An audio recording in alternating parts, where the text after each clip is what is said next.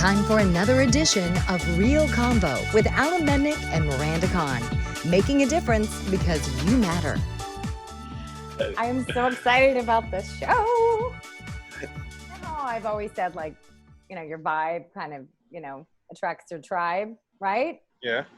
And you have like good energy, and I have a lot of friends that, I'm very blessed that have awesome energy. That I kind of call them, my angel squad, if you will. Just amazing. All right. So let's before you go further, because I don't know if you're trying to do the intro right now. Okay, do whatever you want. I like that, but I didn't want you to get too far because I have two things I want to talk about. First of all, for the show today, and by the way, I'm keeping my hands down so our guests can't see us because I don't want to be analyzed. But anyway. You're totally going to be analyzed. But all right, so this is what's going to happen today. We're here with RealConvo, and we're going to have a conversation like you've never seen before. It's all going to be talking about Lisa and how the name originated. Miranda Kahn. Gripping television right here, right now. So we're going to talk about it, but I also want to get, because we're going to do some analyzing here. I don't know. We might be. Who knows? But we're going to analyze the name Lisa, because you know how they always say, like, with the name Michael, it's trouble?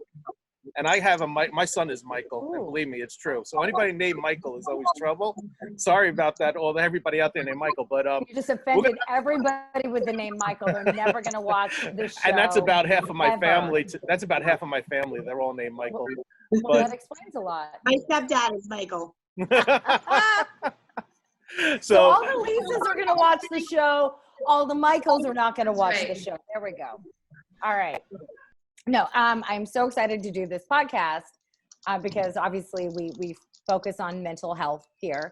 But one of those aspects that can affect someone's mental health is by the people like you surround yourself with, right? So I always say, like, your vibe attracts your tribe. And absolutely. And I was telling you that, I think I always kind of underestimated that, and it's become more and more important as I've gotten older, realizing how influential people are around you, right? So I have amazing friends who I consider to be like this angel squad, if you will, because they just are incredible and they lift me up and they bring out the best of me. And, I think I'm a fairly intelligent person. I was a consumer investigative reporter. However, I am not immune to bringing the toxic person into my life. That little snake in the grass that slithers her way into your life and just infects you with all these toxins. Yeah, it's happened. Yeah, it's happened to me. And I want to make sure that it never happens to anyone else as much as possible. So today's podcast, we're going to focus on toxic people and how to avoid them. Maybe you don't even know the red flags, what makes someone toxic, and the impact that individual can have on your life, and how to know if someone is lying to you. I want to know that. So that's how our experts are going to help us today. So be on your best behavior, Alan. I will. And totally analyze. So I'm going to bring in our guests. We have two Lisas today. Kind of a big deal because like Lisa and the Cold Jam. You guys probably don't remember that, but I do remember that group. So me, of course I remember that. Oh my God. Yeah, right? Okay, so we have Lisa Concepcion joining us once again. She is the LoveQuest dating and whoa. And she's upside down. Upside down. Well, she's rearranging There we go. Wow. Turned your whole world upside down just like that. It's Friday. It is Friday. Oh my goodness. So Lisa Concepcion is a LoveQuest dating and relationship expert and coach. And we've had her on the podcast before, and she's great. We think she's a hoot. And she is very knowledgeable when it comes to those toxic people and how to avoid them. Also joining us is Lisa Ruth, who I've had the privilege of knowing for quite a few years now.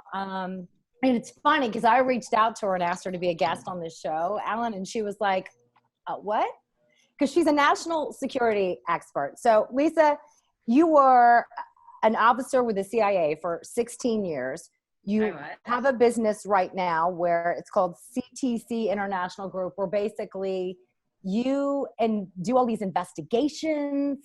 I mean, she's like the real deal. You don't understand. Like, I love Law and Order. I love all the spy like movies. And she's like the real life version of that. So she has this whole group and she helps like governments and businesses and does all these investigations. And she's just so cool. And when I reached out to her, she was like, what? We're not going to be really talking about national security. And I said, yeah, but you don't understand, because you used to recruit sources and you're so bright and you know how to tell if someone's telling the truth. Like, you're good. So she's going to help us today. So Alan, I'm a little scared. I'm quiet because I'm scared. Be afraid. I'm afraid because I look away a lot and I do a lot of these hand gestures, and I'm just worried about being analyzed right here. So. Oh, we're totally analyzing you. Really? My lapel, please. I mean, the fact that I'm wearing a cowboy hat and a beach shirt, doesn't and help. It's disappearing. Doesn't help me. And it's disappearing with your virtual background. So let's start, because as I was mentioning, okay, so I have been blessed to be with some amazing friends, but I've also certainly fallen a victim to toxic people in my life.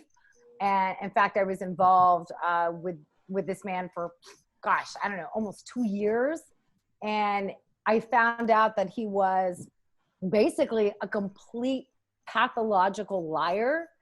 And he didn't just lie to me, like he lied to family, he lied to friends. I mean, it was just one lie after the other. And it's like slowly but surely, this whole web of lies has been just, coming apart, if you will. So let's start with Lisa Concepcion, because I know that you talk a lot about this when you do your Facebook lives about toxic people. And last time we had you on, you were like, block, delete, block. But how do you know if you're even in a toxic relationship? Like, what are some signs that you could give our listeners and our viewers? How do we know if someone's toxic?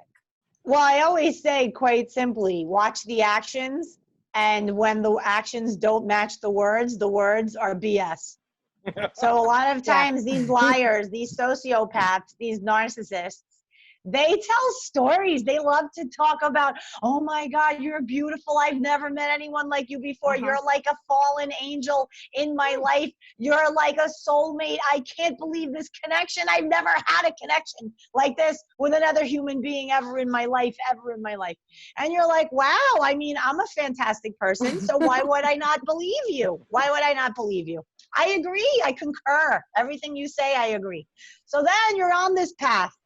And you're looking at this person, and then all of a sudden something will come up where maybe they'll snap or get angry at like the valet guy for not bringing the car fast enough, or something will happen that will be like, my goodness, this magical person who is so behaved and so charming, all of a sudden you're going to see a little glitch, a little something that is not consistent. It's an inconsistency.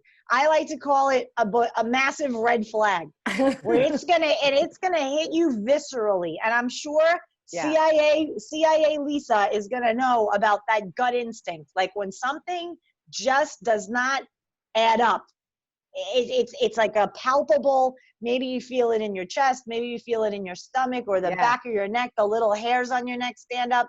There's something combined with your visceral response to when the BS meter goes off in your mind, in your body, in your soul.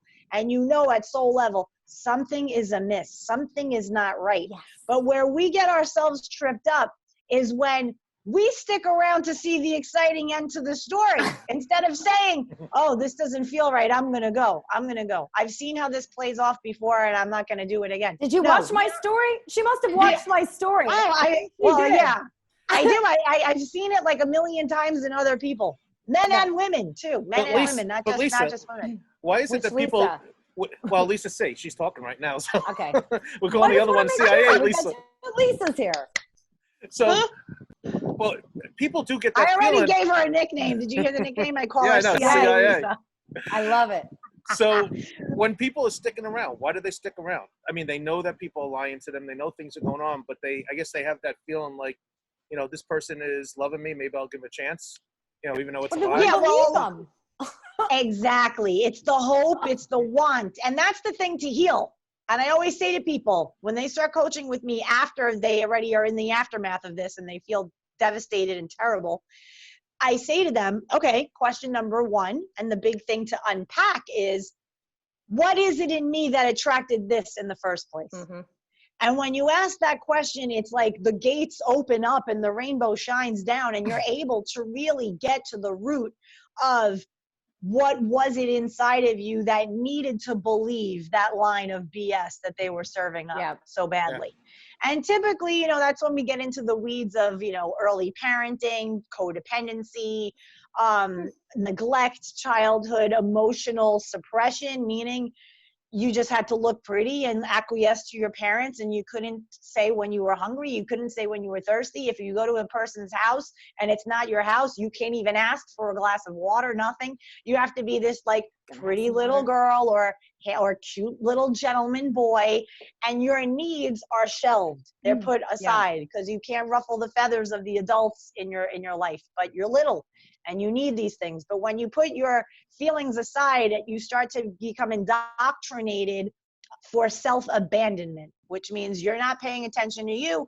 You're paying attention to everybody else and what they feel like and what they need, and your needs go away. And that's when you meet somebody who tells you that the sky is shinier because you're in the world, and you're like, I know, I've been waiting my whole life to hear this. Thank you. Yes. Yes. And you go along with it, right? So I'm going to bring Lisa Ruth into this conversation because I see her nodding her head. Yeah. Like, And just you mentioned rainbows. Yes. Oh, look at that, Lisa Ruth. So I hear you nodding your head. Chime in. What do you heard me nodding my head. Just reiterating what we call it, Lisa, is love bombing. And I was talking to Miranda about this before. This initial love bombing, you know, you meet this person and they tell you you're amazing, and you know, you leave after breakfast and you're going to see them next week, and they call you and go, I can't live another moment. Let's meet for lunch. You're the only, I can't survive without you. You're amazing. And part of it is a physical response. We get an adrenaline rush. There's this falling in love is awesome. Everybody who doesn't love that? That's such an amazing feeling. And we get caught up because it is exciting and it's new. And as Lisa said, it meets all our own needs. You said something interesting though, Lisa, sociopaths, narcissists. One of the problems with lying, Miranda and I talked about this. I can give you all these signs. And I do want you to give some though. I really do. So one of the ones that Miranda liked is we call it the Pinocchio one. People may not know the Pinocchio story is actually true. When you lie, blood rushes to the tip of your nose. Your nose actually grows. And that's where the Pinocchio story came from. And as I told Miranda, poker players are the best at this. They look for all these little tells, that your facial features, flush, slight flush. But the key here is sociopaths don't react that way because they believe what they're saying. You're not going to see those tells because you or I might go, oh my gosh, I'm lying. This is horrible. I'm going to get caught. I'm in trouble. Oh my gosh. But sociopaths create this world that they live in. So when they're telling you this, I could lay out all the tells for you in the world and they won't show it because they're in it. We were saying they can pass a polygraph like that. They will look you straight in the eye, not blink, not do looking up and to the left is another one, but they'll say, Miranda, I don't know what you mean. I fell asleep on the couch. It wasn't that I was with somebody else. How can you accuse me of this? I'm so hurt. And also what Lisa was saying, we have to look at ourselves, right? When you're analyzing the other people, remember, we're the ones who let them in. So, but signs, there are facial signs, there's flush, there are eye contact problems, people who just don't make eye contact. One of my favorites is the incredible details. Liars tend to go into details beyond, they'll tell you these stories, but it doesn't matter. Because when you're in love, you go home, and Lisa's thing is so spot on. There is always that tell, that moment where they look at you, they scream at the babysitter or freak out. And we can't let it go because we're going, he's under pressure. he had a tough week at work. You know what? In fact, it's the domestic abuse, but you have to understand this is verbal abuse. But you go, it was my fault. You know what? I know he hates pina coladas. What was I thinking? I'm so terrible. Why would I ever serve coconut with that? That's awful.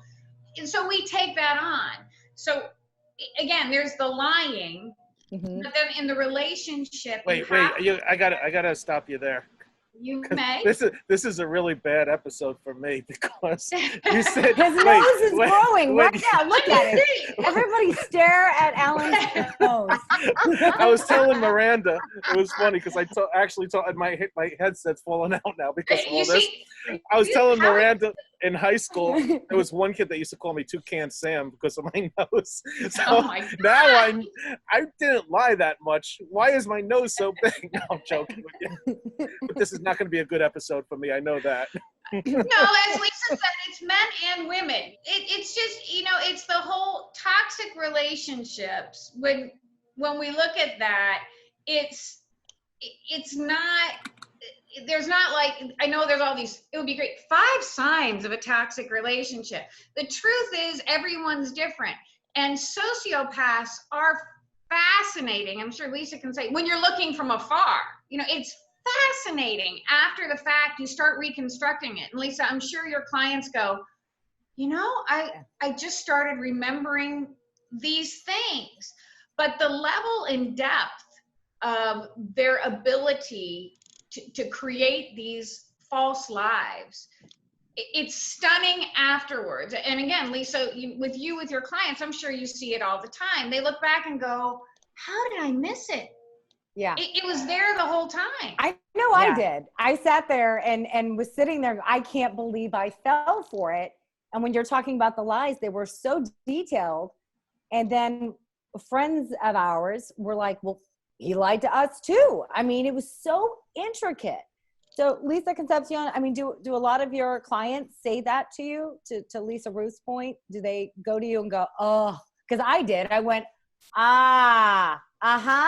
yeah, they definitely have the aha moments. And what I find that's interesting, and it actually is part of the healing process, is visiting all of the relationship, all of it. So you're in this relationship and it's toxic and you don't know it because you're in it. Something's amiss, things are not adding up, but you're in it. And so to the other Lisa CIA's point, you're making excuses for this dude. You're like, or a woman, you're like, oh yeah, she had a hard time at work. Whatever the deal is, you're making these because you're in it. But only when you're out of it, that then you can kind of have this higher view. And now you're sitting there and you're looking at these maybe 3 or 4 key distinct times where a lie happened or an argument happened or the way he reacted to his own child spilling something, where you're just like, wait a second, there is some level of crazy that's going on there that, thank God, we have this innate ability to sense danger. It's very primal. And so that physical sensation, where that's what my clients say, I always say to them, tell me of an argument that you had where you had a physical sensation to how he reacted. Maybe he snapped at a server at a restaurant or something happened, but you felt it in your body. Yep. And they're like, I know exactly the point. I know exactly what it was. And they'll tell me the story. And I'm like, okay, that was your indicator, your blessed body equipment, innate response to danger. And so our thing is now, do we, honor it or not? Now, to your question about what then? Now that you recognize I was in a toxic relationship, okay, now I'm on the other side of it, and I'm recognizing and connecting these dots, and then this happened, and wow, it's part of your process. Usually what happens after that is what you had said, Miranda. You then start to take it to yourself, and you start kind of beating up on yourself a little bit for, how can I be so stupid? My thing was, I'm from New York. I can sniff out BS a mile away. Why would I not see this? This is insane. It's an insult to my intelligence. And you go hard at yourself. But when in actuality, at that time, and this is the work that I step in and remind my clients to do and escort them through that process, is this is where you step into self-compassion, self-love, kindness.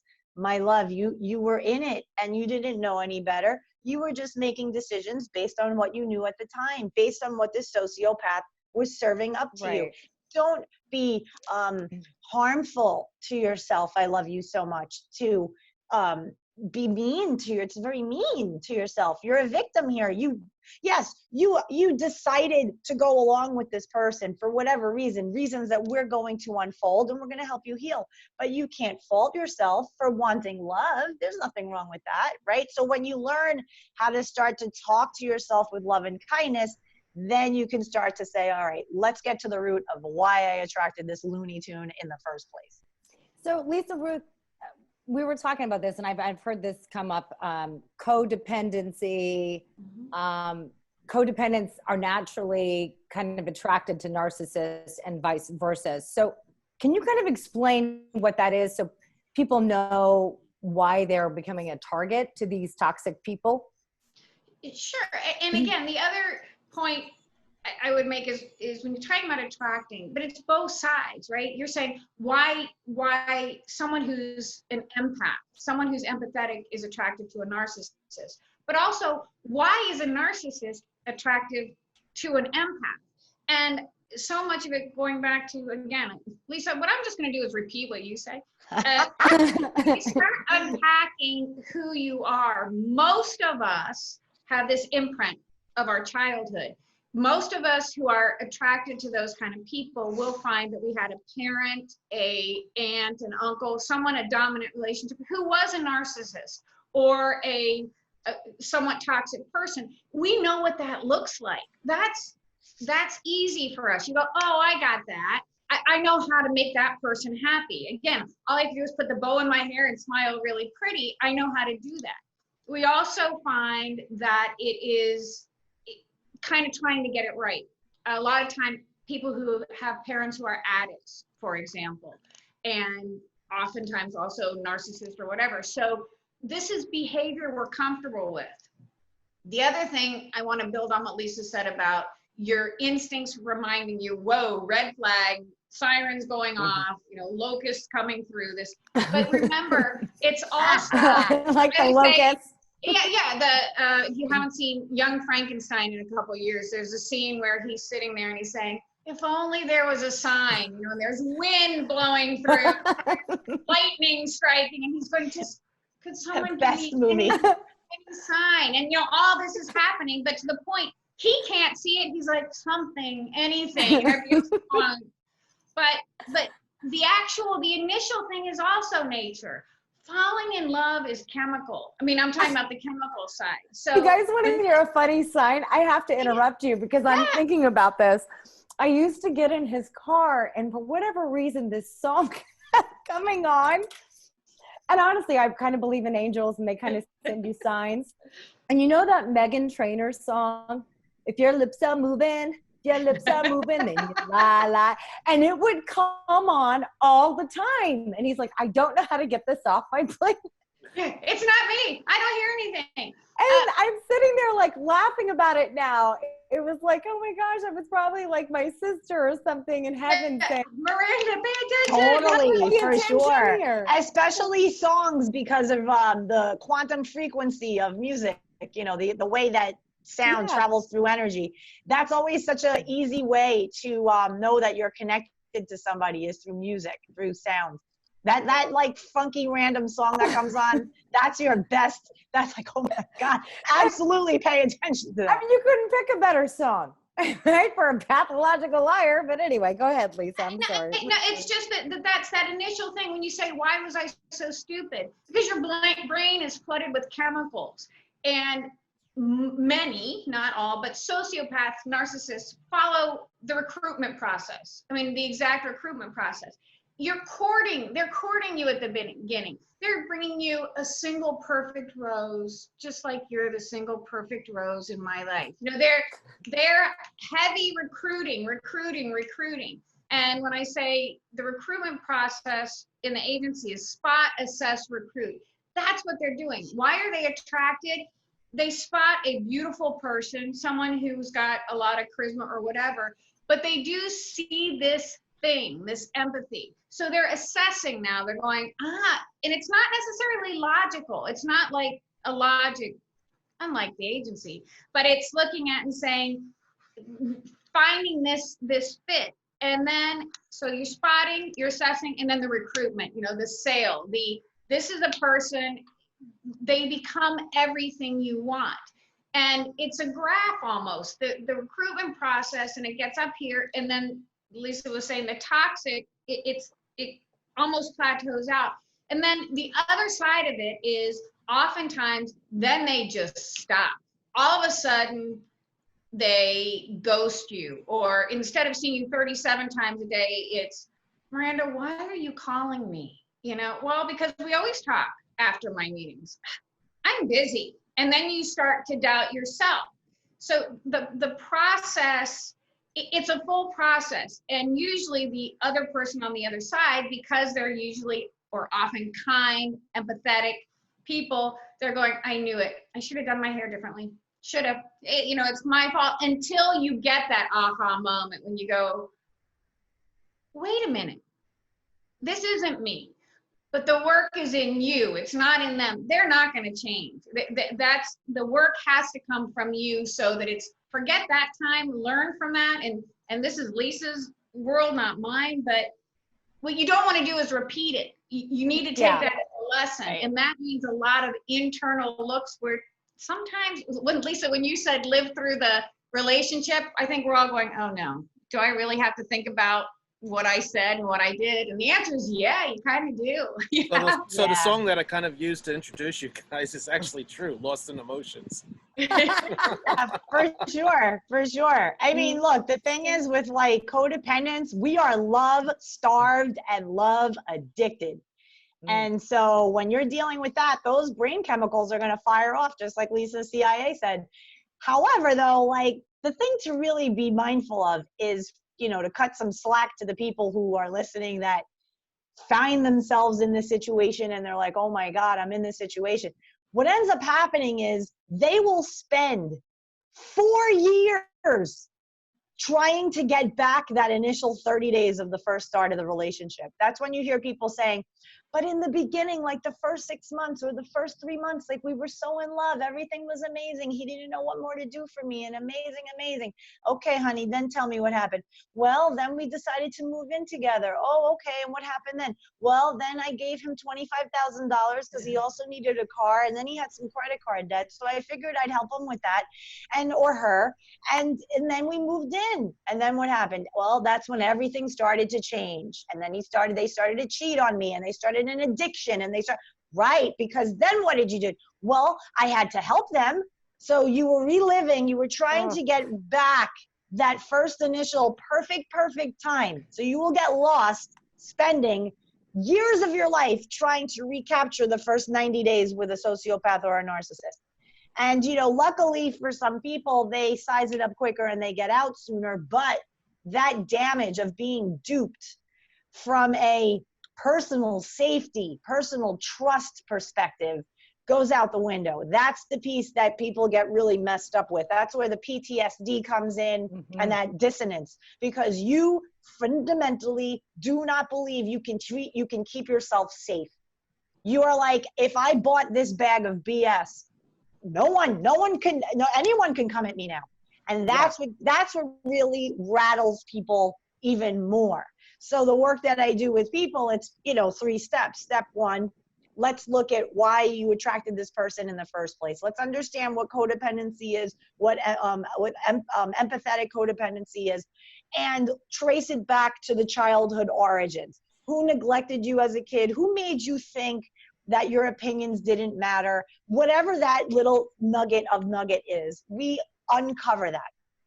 Once we do that, then I'll do a technique with people, which is more like a reparenting technique, where you're now stepping up for that wounded inner little child version of yourself who was taught to not make a fuss, not speak your truth, not really be clear of your feelings because they didn't matter. You had to just acquiesce to your mom and your dad.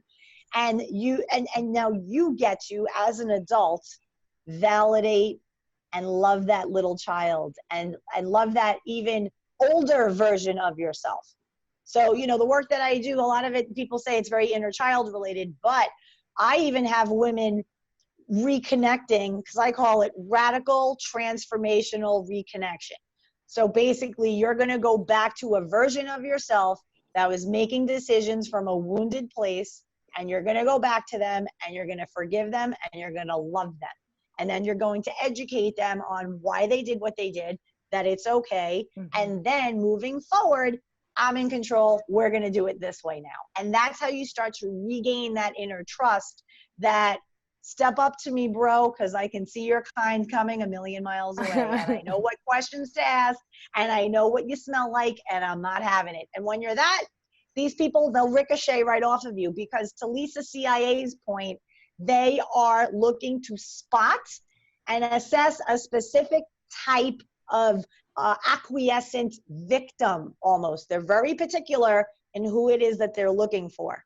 So if you notice, a lot of times people that come to me and they say, oh, I attracted a narcissist. I say, when you attracted this narcissist, my love, were you feeling at the high point of your life? Were you like, everything is awesome? Or were you suffering a heartbreak, maybe a job loss, maybe some kind of trauma, maybe a parent died? Every single one of them cites that they were not in a good place, that they had no business getting in a relationship, and they were ripe for the picking because they weren't full and happy within themselves. They were nursing some wounds, and in comes the super perfect person to make you feel perfect, and you're ripe for it.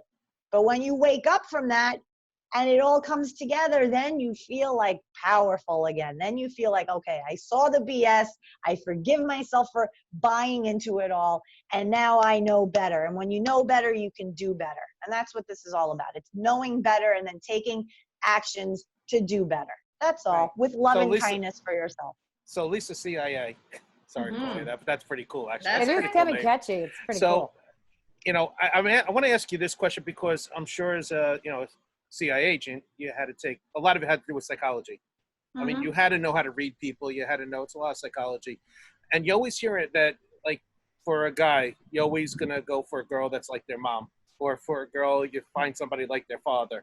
You know, and you see that, and I guess it's kind of true.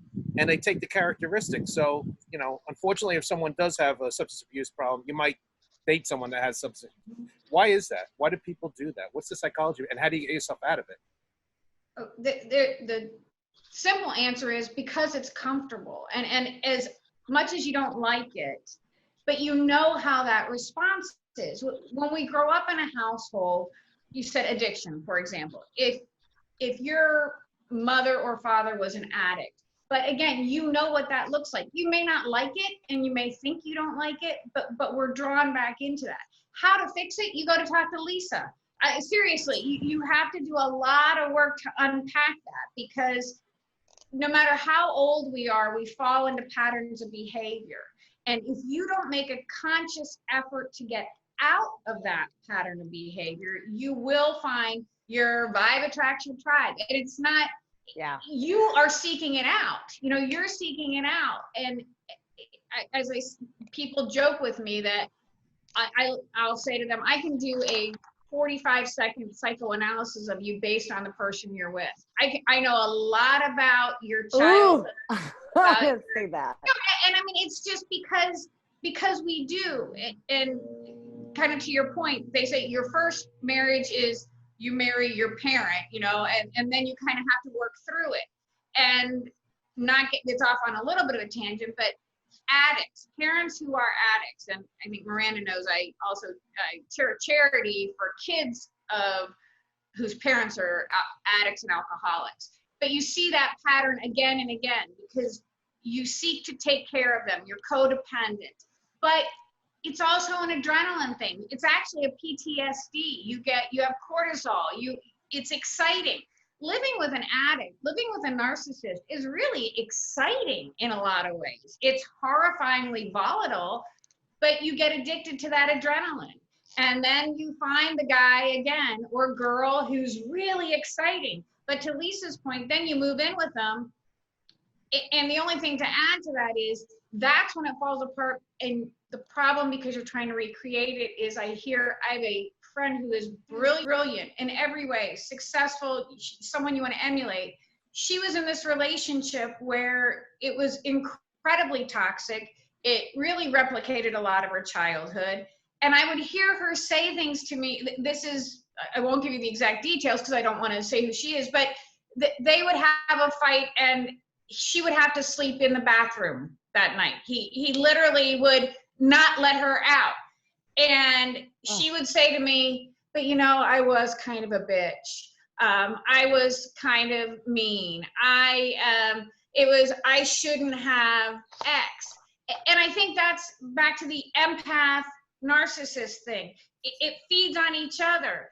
The natural inclination of codependence is to say, it must be my fault. I did something wrong. And they feed on that. So you're trying to get back those first 90 days when it was so exciting, and they're done. They've done their thing. They've recruited. They're moving on to the next conquest. So it's back to the help comes inside, not outside. It's really not about detecting those people. It's about creating the shield in yourself so you don't repeat. Right. And I think we're definitely learning a lot today. I know I am. You've actually been pretty quiet through all this, Alan. I think he's so scared that you guys are analyzing him. He's like, I'm just going to be in the background. I've been married for 18 years, so. So you say. Ladies, thank you so much. I know we kept you over. So Lisa, Ruth, how can people get in touch with you? And I especially like the organization that you're participating with, helping those teenagers. I think we need to have you back on to talk about that. But if people want to get in touch with you, what's the best way to do that?